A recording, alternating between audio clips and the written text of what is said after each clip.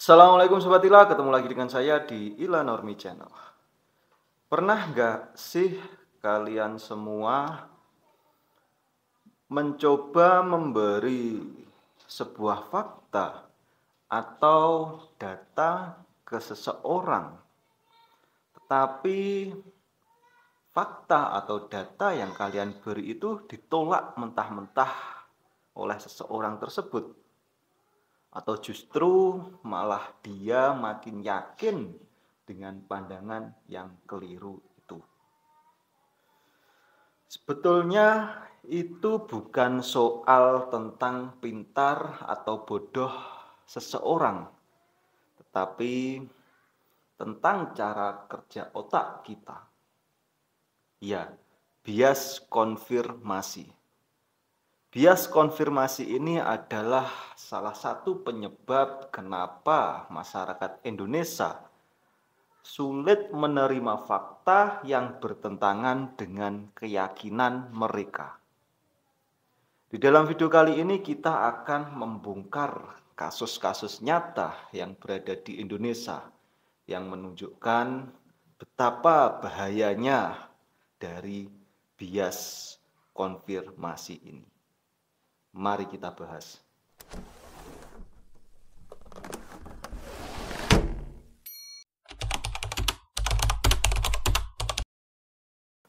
Bias konfirmasi ini adalah suatu kecenderungan seseorang untuk mencari, mengingat, dan bahkan mempercayai suatu informasi yang sesuai dengan keyakinan seseorang tersebut, serta mengabaikan atau bahkan cenderung menolak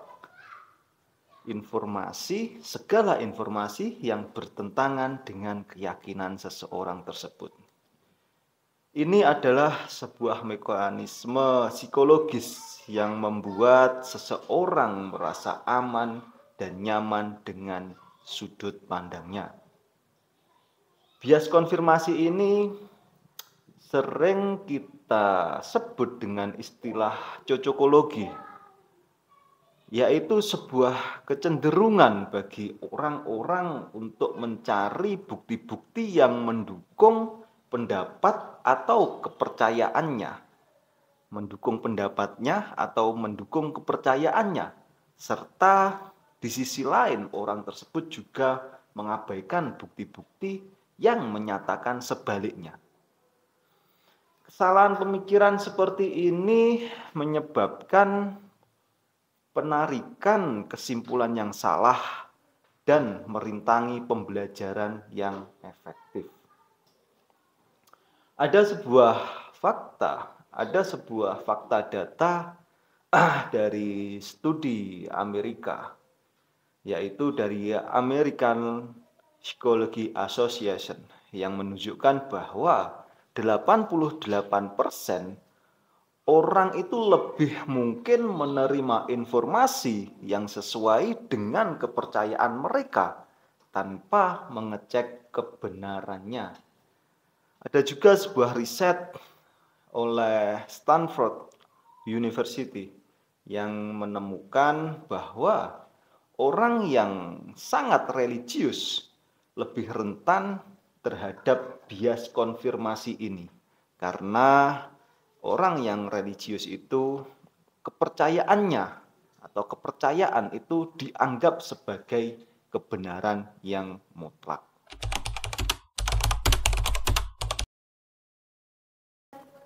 Setelah kita mengetahui arti dari istilah bias konfirmasi ini, kita akan masuk langsung kepada contoh kasus, terutama beberapa kejadian atau beberapa peristiwa yang terjadi di negara kita, yaitu Negara Kesatuan Republik Indonesia.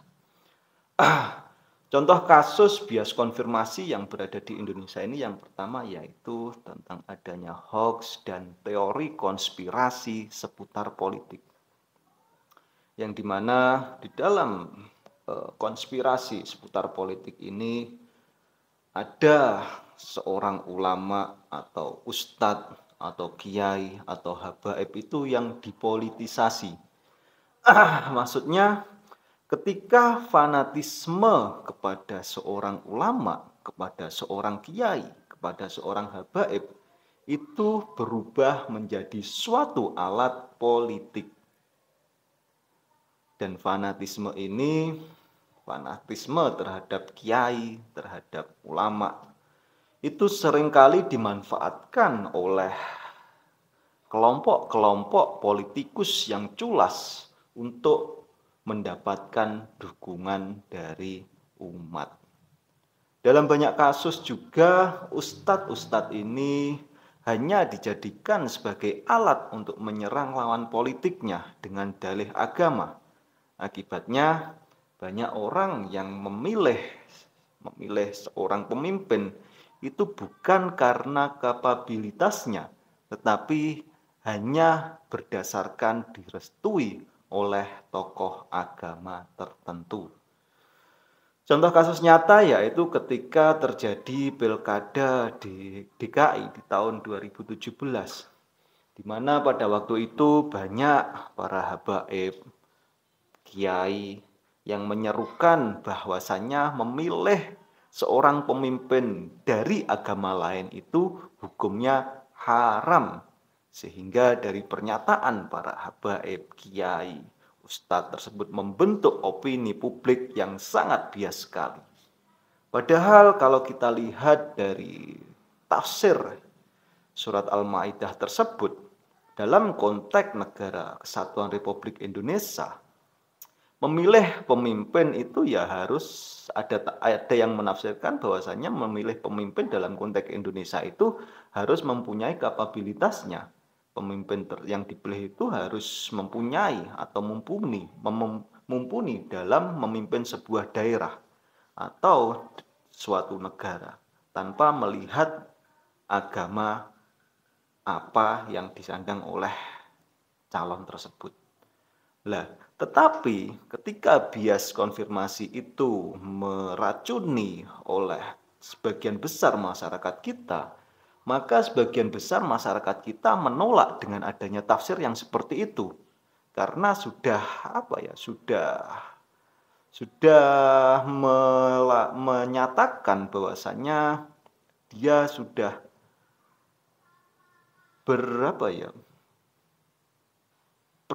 sangat percaya sekali kepada tokoh agama tersebut, sehingga menutup sudut pandang lain, menutup tafsir lain. Lah, ini yang dikatakan bias konfirmasi tersebut, sehingga tidak bisa memandang suatu permasalahan dari sudut pandang yang lain dan cenderung menyalahkan sudut pandang yang lain tersebut, bahkan menganggap seseorang yang berbeda pandangan dengan pandangannya itu bukan bagian dari mereka, bahkan dianggap kafir. Itu sangat bahaya sekali.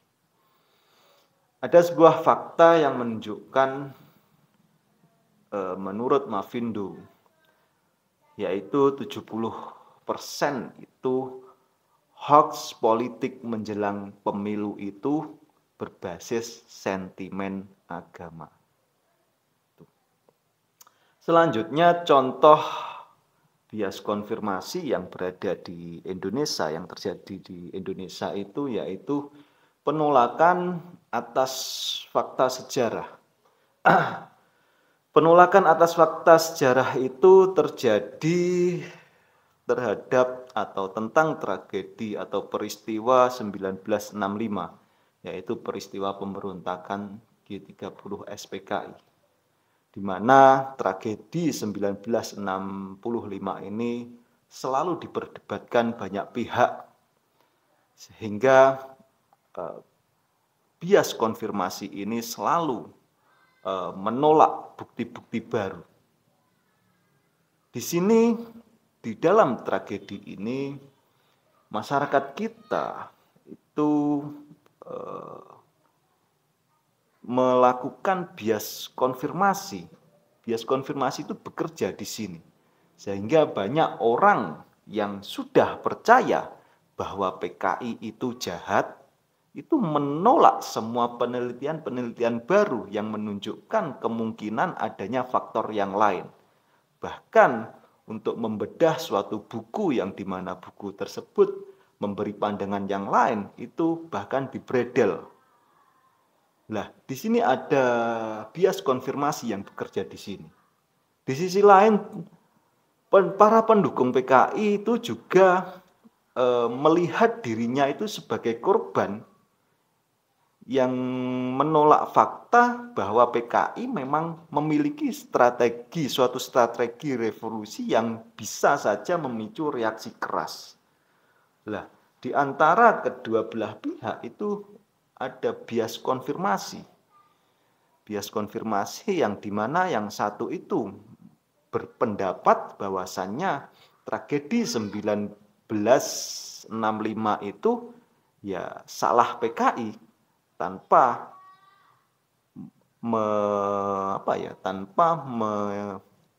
memberikan ketika ada bukti-bukti baru tentang bahwa PKI itu tidak serta-merta salah, itu ditolak dengan mentah-mentah. Di sisi lain juga para pendukung PKI ini juga ketika melihat dirinya sebagai korban, itu juga menolak fakta bahwa PKI itu memiliki suatu strategi revolusi yang bisa saja memicu reaksi keras, itu ditolak. Jadi memposisikan dirinya sebagai korban dan harus menerima permintaan maaf dari pihak yang jadi korban, yang dikorbankan itu. Nah, itu terjadi bias konfirmasi. Bias konfirmasi dalam tragedi 1965 ini membuat masyarakat hanya percaya pada satu versi sejarah saja dan bahkan menolak informasi yang berbeda.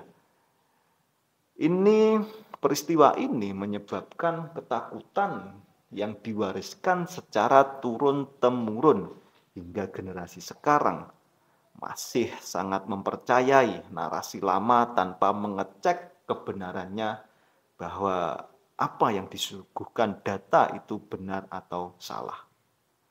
Seharusnya jika ingin memahami sebuah konteks sejarah secara objektif, tentunya kita harus berani membaca berbagai macam sumber dan mempertanyakan versi resmi yang selama ini diajarkan. Jadi tidak menerima begitu saja apa yang sudah diajarkan di sekolah-sekolah tentang PKI itu. Harus berani menanyakan bahwasanya ini loh ada fakta baru, ini loh ada yang mengungkapkan seperti ini. Kita tidak boleh menutup kemungkinan data-data baru. Kalau kita menutup kemungkinan pandangan-pandangan sudut pandang yang lain, tentunya akan terjadi bias konfirmasi dan kita akan mewariskan sebuah pemahaman yang kemungkinan data yang dulu itu bisa salah, bisa jadi benar. Kalau kita ada perbandingan misalkan, oh ternyata yang lama itu seperti ini, oh ternyata yang baru itu seperti ini. Nah, kita bisa membandingkan dan kita bisa menimbang akhirnya mana yang benar dan mana yang salah. Tapi kalau ketika kita menutup salah satu sudut pandang itu, maka fanatik itu tadi, kita tidak bisa membandingkan mana yang benar dan mana yang salah. Ada fakta yang menarik, yaitu dari survei Komnas HAM pada tahun 2022.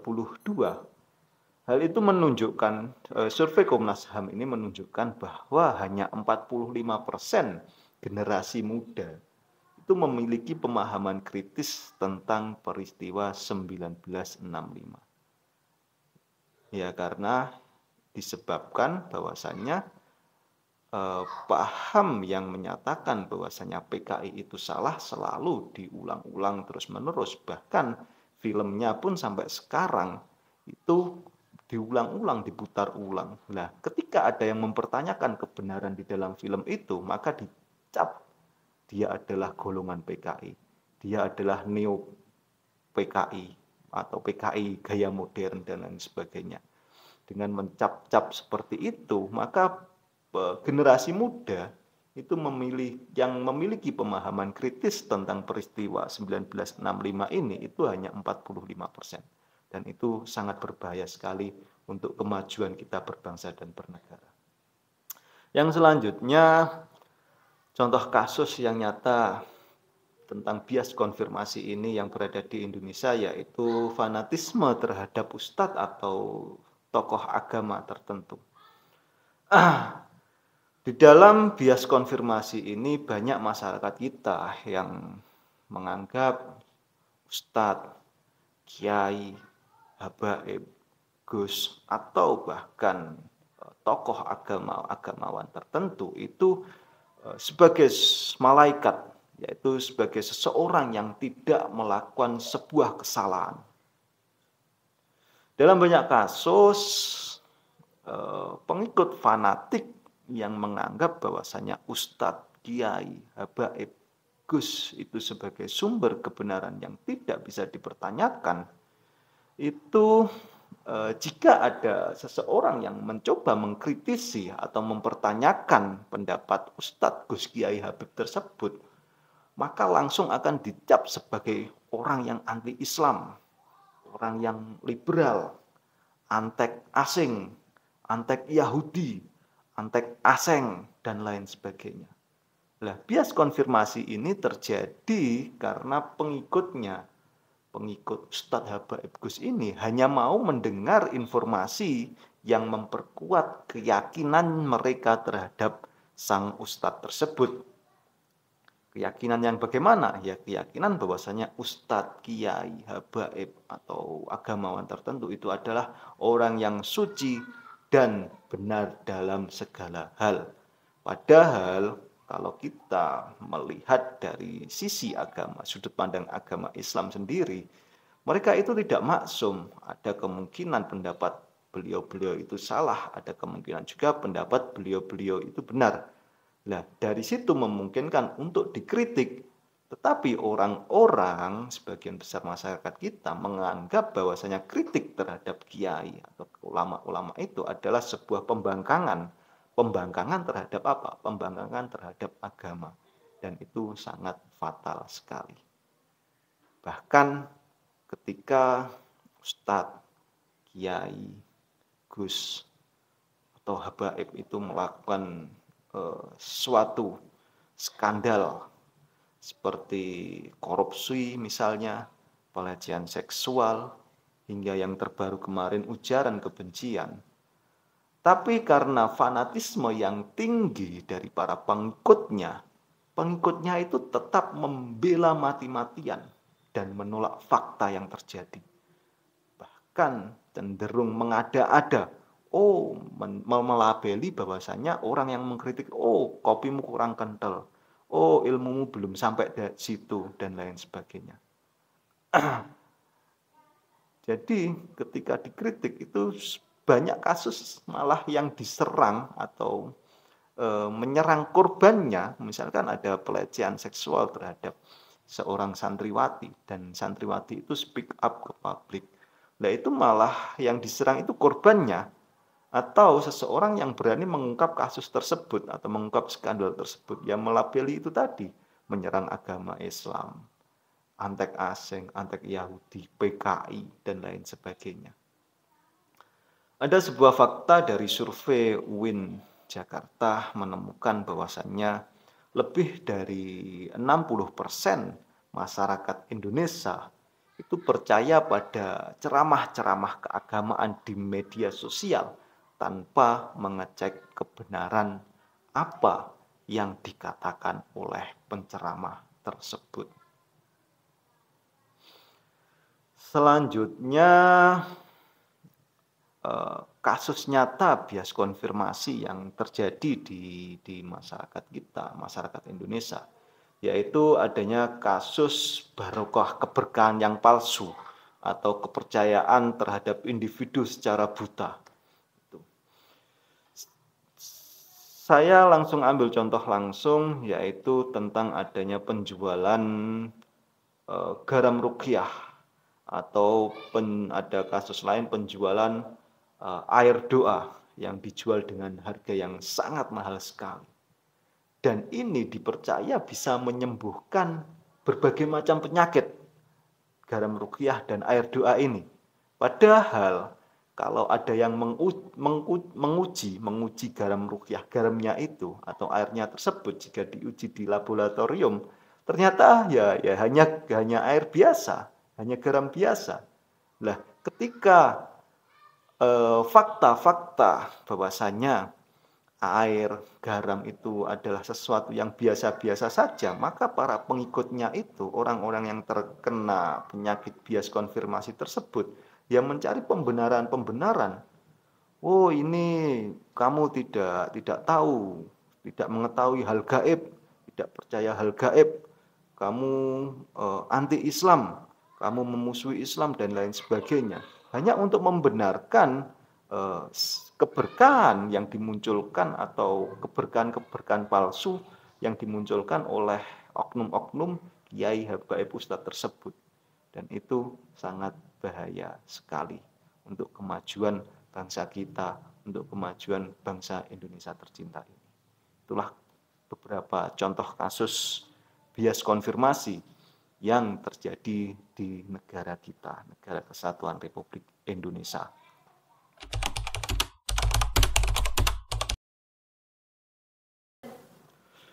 Bias konfirmasi ini bukan sekedar masalah individu saja, tetapi pola pikir bias konfirmasi ini punya dampak yang sangat besar sekali bagi masyarakat, terutama di negara yang religius seperti negara kecintaan kita, Negara Kesatuan Republik Indonesia ini. Apa kira-kira dampaknya ketika masyarakat kita terjangkit dengan bias konfirmasi ini? Yang pertama yaitu meningkatkan polarisasi sosial. Ini sangat bahaya sekali. Atau polarisasi sikap, yaitu ketika kesepakatan berujung pada hal yang ekstrim, walaupun pihak-pihak yang berlawanan merujuk kepada bukti yang sama atau bukti yang benar. Nah, jadi ketika seseorang itu meyakini bahwasanya apa yang diyakini itu sebuah kebenaran dan itu menolak fakta-fakta lain, itu akan membentuk polarisasi sosial karena akan menyalahkan seseorang yang dianggap berlawanan dengan apa yang dia yakini, bahkan cenderung lebih ekstrim, mengkafirkan, menghalalkan darahnya. Itu sangat bahaya sekali, meningkatkan polarisasi sosial yang berada di masyarakat kita. Yang kedua, dampaknya yaitu membuat seseorang menjadi keras kepala yang parah sekali. Walaupun sudah dihadapkan dengan berbagai macam bukti yang bertentangan, fakta-fakta yang bertentangan. Nah, orang yang bias konfirmasi itu akan sangat keras kepala sekali karena ya itu tadi sudah mencari pembenaran-pembenaran, pendapat-pendapat yang mendukung bahwasanya keyakinannya itu benar dan serta-merta menolak sudut pandang lain, sehingga dari situ akan memunculkan suatu sikap yang sangat keras kepala. Dan yang paling bahaya itu bisa menghambat suatu kemajuan ilmu pengetahuan.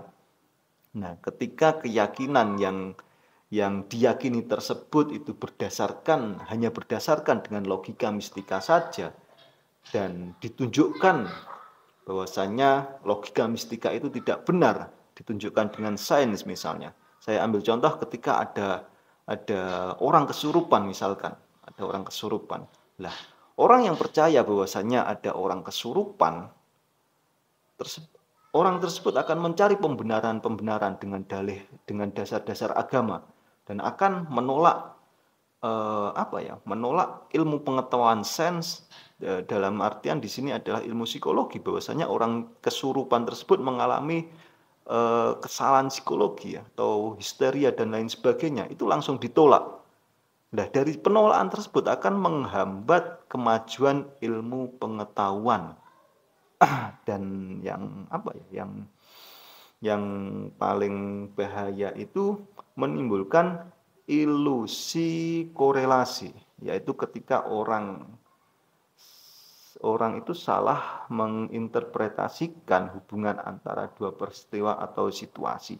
Nah, dari kasus orang kesurupan tadi, ketika orang tersebut mempercayai bahwasanya kesurupan itu ada, lah orang tersebut mengambil dalil-dalil agama dijadikan untuk memperkuat keyakinan tersebut. Padahal kalau kita lihat, kita teliti lagi, dalil-dalil agama yang dimunculkan orang-orang yang percaya orang kesurupan tersebut itu sebetulnya tidak mendukung, tidak dalam konteks untuk memperkuat pendapat orang kesurupan, sehingga akan menghakimi seseorang yang tidak percaya adanya orang kesurupan dengan tidak percaya hal gaib, dengan tidak percaya agama ini, dengan tidak percaya agama itu, dan lain sebagainya. Padahal itu hanya ilusi korelasi saja. Jadi seolah-olah pendapat mereka tentang keyakinan mereka tentang kesurupan itu didukung agama tertentu. Padahal kalau kita cek lebih dalam pernyataan atau ayat-ayat suci yang mereka kutip itu sebetulnya tidak mendukung tentang kepercayaan mereka itu sendiri. Dari sekian banyak dampak negatif yang dimunculkan dari bias konfirmasi ini, tentunya kita harus bisa mengatasi bias konfirmasi ini, baik di dalam diri kita, baik ketika kita bermasyarakat dan lain sebagainya.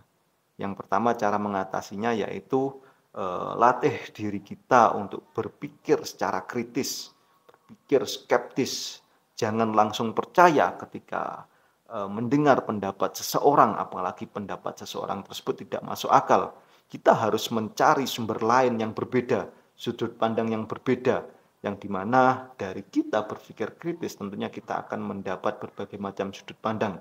Nah, ketika kita sudah mendapat berbagai macam sudut pandang, kita bisa menimbang mana yang salah dan mana yang benar, tanpa menjatuhkan pendapat yang lain. Selanjutnya, cara mengatasi bias konfirmasi ini yaitu terbuka dengan pendapat yang berbeda. Nah, itu kuncinya. Kita harus mempunyai pandangan yang terbuka ketika ada seseorang yang pendapatnya berbeda dengan kita, ya kita harus Jangan langsung menolaknya, kita harus menerima itu. Dan setelah kita menerima, meneliti apakah pendapat itu benar atau salah, nah itu yang harus kita lakukan.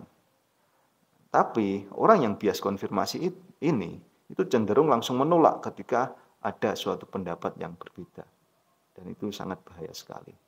Yang selanjutnya, cara mengatasi bias konfirmasi ini terjadi pada diri kita, yaitu kita biasakan ketika berbicara itu menggunakan fakta dan data, bukan hanya sekedar emosi. Jangan hanya percaya karena katanya, tapi cek kebenarannya. Lah, sebagian besar masyarakat kita yang mempunyai sifat bias konfirmasi itu hanya sekedar kepercayaan emosional saja. Misalkan ya saya contohkan, ada pendapat tokoh tertentu, nah itu secara emosional membabi buta, pemahaman terhadap tokoh tersebut, pembelaannya itu membabi buta tanpa menggunakan fakta dan data yang ada. Selanjutnya, cara agar kita terhindar dari bias konfirmasi itu yaitu perbanyak bacaan literasi berbagai macam sumber. Dengan kita membuka wawasan, banyak membaca, banyak literasi berbagai macam sumber, tentunya akan membuka sudut pandang kita secara terbuka lebar. Jangan kita menutup ketika kita percaya bahwasanya pendapat A yang benar, kita akan menutup pendapat B, bahwasanya langsung menyatakan pendapat B itu salah tanpa mengecek kebenarannya. Karena apa? Karena dari pendapat A maupun B itu ada kemungkinan kesalahan dan ada kemungkinan kebenaran di situ. Ketika kita memperbanyak berbagai macam sumber, tentunya kita tidak akan terjebak dengan namanya bias konfirmasi ini. Oke Sobat Ila, memang bias konfirmasi ini ada di dalam diri kita, ada di dalam diri kita semua, termasuk saya, kamu, kalian semua. Tetapi kalau kita tidak berusaha untuk melawannya, tentu kita akan terus terjebak dalam informasi-informasi yang salah, dan tentunya yang paling fatal, kita tidak akan berkembang. Apakah kalian semua siap untuk memulai berpikir yang lebih kritis, berpikir skeptis? Tinggalkan pendapat kalian semua di dalam kolom komentar. Oke Sobat Ilah, terima kasih sudah menyimak. Jangan lupa untuk like, share, dan subscribe. Assalamualaikum warahmatullahi wabarakatuh.